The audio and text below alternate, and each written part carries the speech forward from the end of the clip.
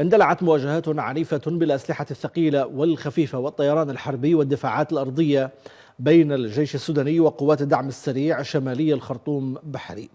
يتقدم الجيش السوداني عبر عدة محاور من ضاحية الحلفاية شمالي الخرطوم بحري صوب قوات الدعم السريع المتمركزة في شنبات وبقية الأحياء الجنوبية للمدينة منذ بدء الاشتباكات قبل 4 أسابيع. وصاحبت محاولات الجيش للتقدم قصف جوي مكثف من سلاح الجو السوداني على أهداف الدعم السريع في شنبات، حيث شهدت أعمدة الدخان الكثيف تتصاعد من عدة مواقع. كما أدت شدة الاشتباكات بين الجيش والدعم السريع لانقطاع التيار الكهربائي. وبحسب سكان في العاصمة، شن الجيش السوداني ضربات جوية مكثفة وسط المدينة أيضا أمس الثلاثاء. ذكر شهود عيان أن الجيش نفذ قصفا جويا مكثفا في وسط الخرطوم وحول القصر الرئاسي. وقالت قوات الدعم السريع إن القصر الذي تقول إنها تسيطر عليه أصيب في ضربة جوية ودمر، لكن مصدرا بالجيش نفى ذلك. أوفد الطرفان المتحاربان اللذان فشل في الالتزام باتفاقات الهدنة المتكررة ممثلين عنهما إلى محادثات بمدينة جدة السعودية يوم السبت الماضي. والأحد الماضي أعلنت السعودية أن المحادثات ستستمر أياما للوصول إلى وقف فعال لإطلاق النار.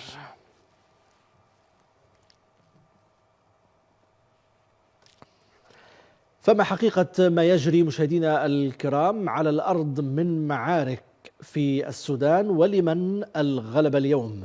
وما هو مصير قوات الدعم السريع وحميدتي؟ وإلى أين تتجه مفاوضات جدة؟ نرحب بضيفنا عبر سكايب بالدكتور ياسر محجوب الكاتب الصحفي السوداني. دكتور محجوب، تحية لك. مرحبا، أهلا وسهلا، حياك الله. أهلا بك دكتور محجوب. في البداية، كيف تدور اليوم الاشتباكات والمعارك بين قوات الجيش أو بين الجيش السوداني وقوات الدعم السريع؟ يبدو أن الجيش السوداني يركز على مناطق معينة في شمال الخرطوم، منطقة بحري، وفي مناطق نحو الجنوب في منطقة الشيرة أو منطقة الحامداب.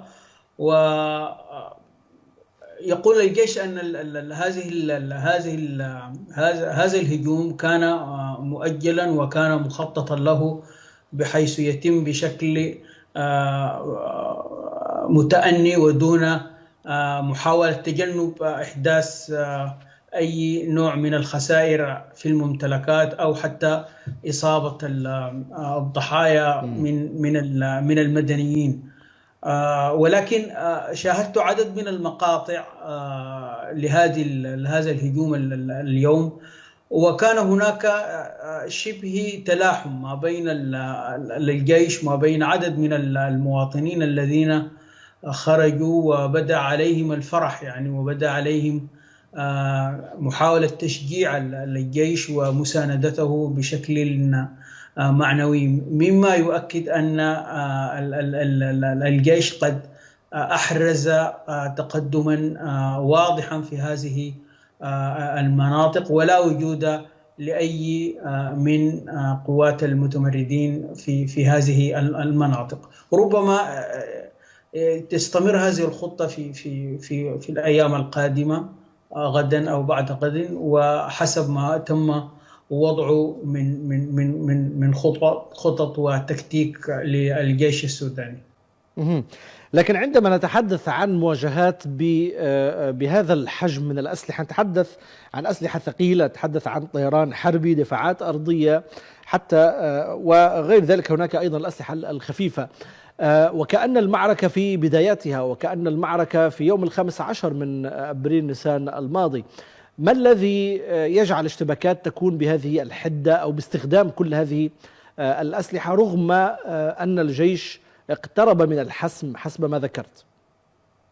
هو في بداية المعركة وحتى وقت قريب، ربما الأمس، كان الجيش يركز على الاستطلاع الحربي ويركز على استخدام سلاح الطيران. ولكن الجديد اليوم أنه بدأ الجيش بإنزال كتائب أو فرق المشاة وكان منذ الأمس يتحدث عن أن هناك عدد من الفرق والألوية التي تم إحضارها من مناطق مختلفة من السودان، وأخذت يعني مناطق حول العاصمة تحسبا أو تحضيرا لهذا الهجوم الذي بدأ اليوم. فالجديد أن هناك التحام عبر المشاة مع مصاحبة سلاح الطيران وليس الطيران وحده. هل ما يجري اليوم من معارك يشي أو يشير إلى أن المعركة فعليا اقتربت من الحسم، أم ما زالت هناك أمامها الكثير من الأيام؟ لأن هناك بعض التقديرات الغربية تتحدث بأن المعركة ربما تطول في السودان. أنا أعتقد أن وجود أو دخول المشاة في المعركة بهذه الكثافة ربما يشير إلى قرب حسم هذه المعارك، ومنذ الأمس يمكن لا نسمع أي حديث من جانب المتمردين بأنهم يعني قاموا بإنجاز عسكري على الأرض، ولكن كل ما نسمعه أن هناك هجوم مكثف عليهم، وهناك خسائر متتالية عليهم، وهناك انسحابات، وهناك استسلامات في كثير من هذه المراكز. دكتور ياسر، هناك نقطة الحقيقة مهمة من بداية هذه المعركة، وكانت قيادات الدعم السريع الموفدة أصلا من الجيش السوداني قد تخلت عن حميتي وتخلت عن قيادة هذه الميليشيا المتمردة، وتقطعت أوصال قوات الدعم السريع حسب تقديرات الجيش وحسب تقديرات مقربين من القيادة. ولكن المعركة طالت، الآن نتحدث عن أكثر من 25 يوما على هذه المعركة. لماذا طالت كل هذا الوقت، ومن أين تستمد قوات الدعم السريع مستلزماتها وتستمد مؤنها وكذلك ذخائرها حتى تصمد حتى الآن؟ هناك عدة أسباب لطول هذه المدة، أو ربما لم يكن في حسب توقعات بعض الناس أو بعض السودانيين عدة أسباب. يعني أول حاجة هناك كان عنصر ربما المباغتة من جانب القوات المتمردة في بدء هذه الحرب، لأن هناك كان تخطيط لانقلاب عسكري، وكان كل قوات المتمردين موجودة في معظم المراكز الاستراتيجية، مثل الإذاعة، مثل القصر الجمهوري، وعديد، بالإضافة إلى مراكزهم الخاصة اللي هي تم تدميرها تقريبا في الأيام الأولى. السبب الآخر أن بعد ما تدمير مراكز المتمردين عمدوا إلى احتلال المستشفيات، وعمدوا إلى التواجد وسط المواطنين، واتخاذ عدد من الضباط وأسرهم كدروع بشرية. ولذلك لو كانت هذه المعركة خارج الخرطوم أو في مناطق خارج المدن ربما كان الوضع يختلف، ولكن الآن هي داخل المدن، وبالتالي إما أن يشن الجيش السوداني هجوما عنيفا عليهم، وبالتالي تكون الخسائر وسط المواطنين وسط الممتلكات كبيرة، أو أن يتبع خطة معينة كما يجري الآن بشكل محاصرة، منع قطع خطوط الإمداد، وهذا تم تماما يعني. ولذلك ربما هذا الذي أدى إلى طول الأيام أو تأخير حسم هذه المعارك. ولكن ما بدأ أمس أو ما بدأ اليوم تحديدا هو ربما مؤشر كبير جدا على أن الحسم قاب قوسين أو أدنى، وربما أدت المفاوضات إذا يعني قرر المتمردون أن الوضع بالنسبة لهم يعني وضع أو هم في وضع يائس، ربما يختصرون الطريق ويسلمون ويوافقون على شروط الجيش بالتسليم والانسحاب حسب ما هو رشح من مسودة الاتفاق. سنعود إلى هذه النقطة. نعم دكتور ياسر، لكن فيما يتعلق بحركة إن صح القول الاستسلام من قبل جنود الدعم السريع، تحدث عن قيادات وإنما جنود الدعم السريع، هل هناك حركة استسلام كبيرة تتم اليوم من جديد خلال هذه المعارك؟ أنا أعتقد الاستسلام متواصل، ولكن أنا ليس لدي الآن تحديدا يعني معلومة محددة في منطقة معينة، ولكن أنا أعلم حتى هناك اشتباكات ما بين المتمردين أنفسهم في منطقة ربما قبل يومين في منطقة شرق النيل، وسبب الاشتباك أنه مجموعة أو أحست بأن المجموعة الأخرى تريد أن تستسلم وتريد أن تسلم أسلحتها، وبالتالي تعرضت إلى ما نسميه بنيران صديقة من جانب الآخرين لمنعهم من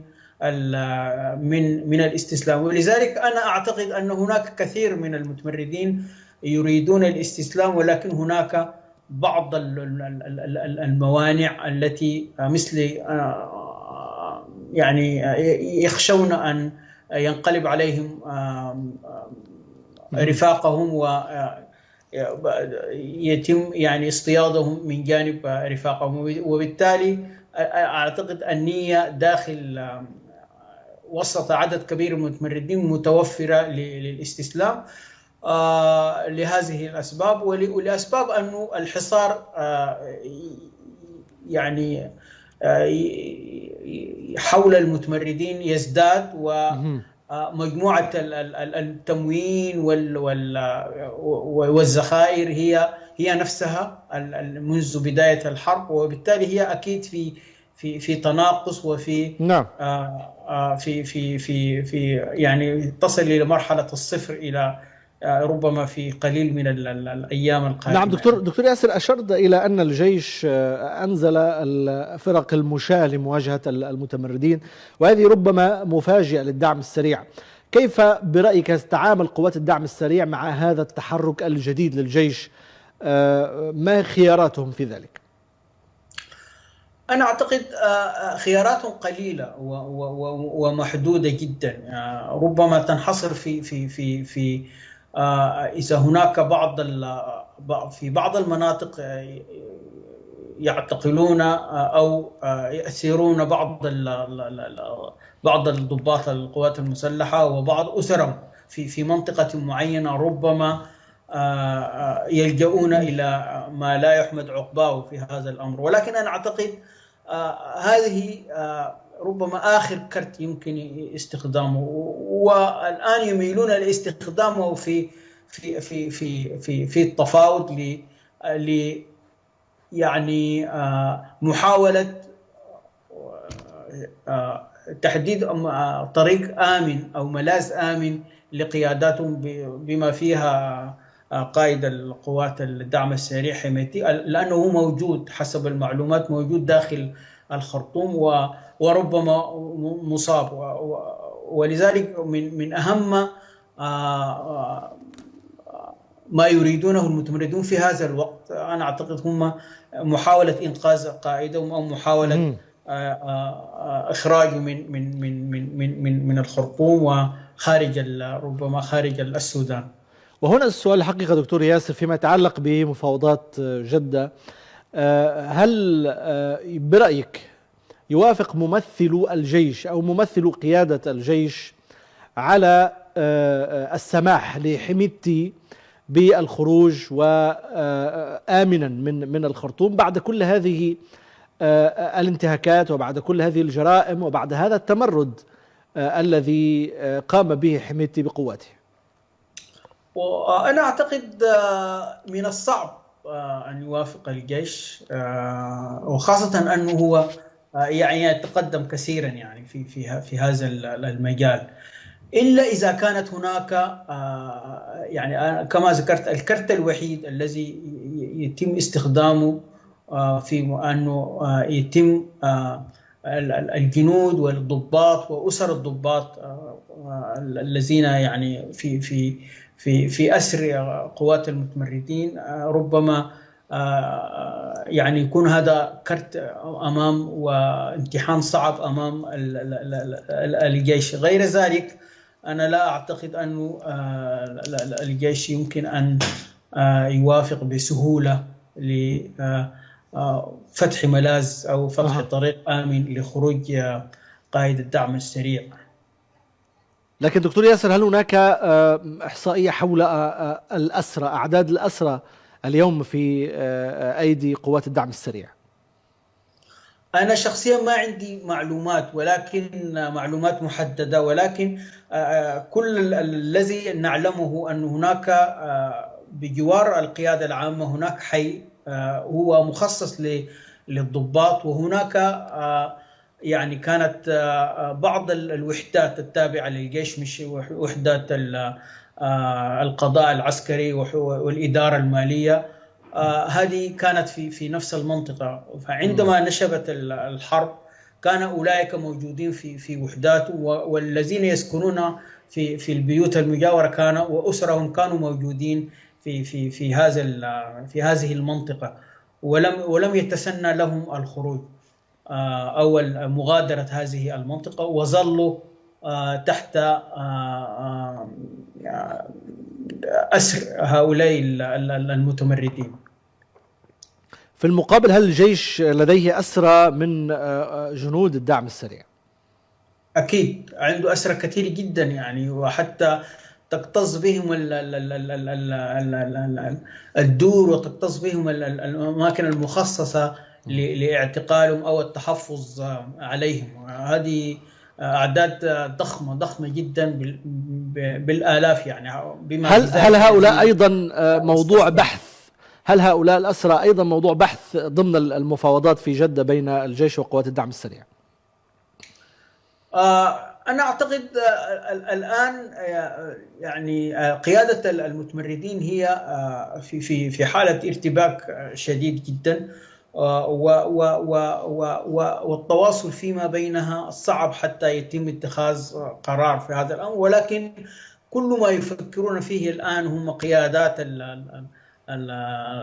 الدعم السريع أكثر مما أنهم يفكرون في بقية الجنود وبقية الضباط. ولذلك نحن نلاحظ انخفاض الروح المعنوية لدى الضباط وجنود الدعم السريع، وإحساسهم بأنهم هم يعني يمكن أن يضحى بهم في هذه المفاوضات وفي نهاية المطاف لحسم هذه المعركة. دكتور ياسر، الحقيقة فيما يتعلق بحميتي، وإن كان يعني ذكرت بأن الجيش لا يسمح بالعفو عن حميتي وترك حميتي ليخرج من الخرطوم، ولكن ورقة قوية يمتلكها الدعم السريع وهي أسرى من الضباط ويمكن التفاوض عليها، وبالتالي هناك احتمالية لهذا السيناريو، وهو سيناريو خروج حميتي سالما من الخرطوم. إلى أين ستكون وجهة حميتي إذا حدث هذا السيناريو حسب توقعاتك وحسب المعطيات على الأرض اليوم؟ والله أنا أعتقد يعني إذا كان تم التوصل إلى هذا الأمر، أنا أعتقد الذين يرعون هذه التفاوض هم الذين ربما يوفرون محطة وسطى أو محطة انتقال قبل أن ينتقل إلى الوجهة الأخيرة. وأنا أعتقد أيضا الجيش يمكن أن في ضمن التفاوض يحاول أن يحدد إلى أين يتجه وكيف يتواجد وحدود وهامش تحركاته يعني في المستقبل يعني. هل يمكن أن يتم إخراج حميتي من البلاد تماما، بمعنى نفي حميتي من السودان؟ أنا أعتقد بالنسبة للجيش الأمر المفضل أن يحاكم حميدتي محاكمة عسكرية، باعتباره قاد تمردا أدى إلى تدمير المؤسسات، أدى إلى كثير من الضحايا. يفترض هذا هو الهدف الأساسي، أن يحاكم حميدتي والضباط الذين معه، وحتى محاكمته ستبين حجم المؤامرة التي كانت تدبر ضد السودان، والذين كانوا يحركون هذه المؤامرة خلف الكواليس. ولذلك سيحرص الجيش يعني أن يحاكم داخل السودان. هذا المفضل بالنسبة للجيش، لكن هل برأيك بالنظر إلى عقلية حميدتي يمكن لحميدتي أن يستسلم ضمن أي مفاوضات، أو بشكل أو بآخر يمكن أن يستسلم حميدتي للجيش وهو يعلم مصيره إذا استسلم؟ أنا أعتقد هذا مرهون بمدى تقدم الجيش ومدى قدرة الجيش على حسم المعركة. يعني إذا تم حسم هذه المعركة وتم محاصرته ولا سبيل أمامه إلا أن يستسلم يعني، ولم تكن أمامه أي خيارات يعني.